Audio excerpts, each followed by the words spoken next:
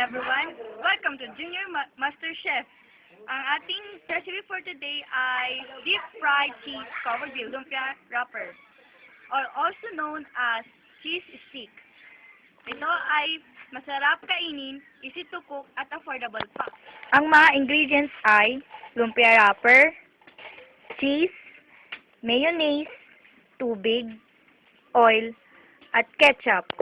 How to prepare cheese stick? Una, kuha tayo ng lumpia wrapper. Pangalawa, lalagyan natin siya ng cheese stick. And then, i-roll siya papunta sa dulo. Pagkatapos i-roll,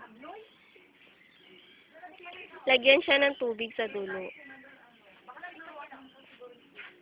Tapos, Hintayin uminit ang mantika. Ilagay na ang cheese stick kung mainit ang mantika. Dapat ito ay deep fried para maluto hanggang loob. golden brown. Hintayin hanggang maging golden brown.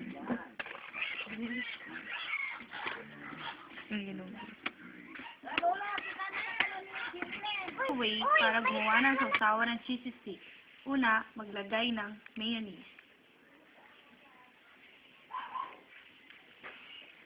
Pangalawa, lagyan ng ketchup.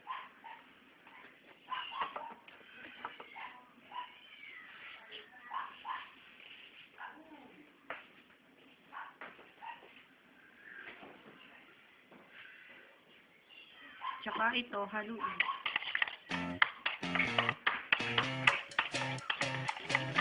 Yummy! Don't know what for. You're turning heads when you walk through the door. Don't need makeup to cover up. Sarap ba, Nicole? Oo.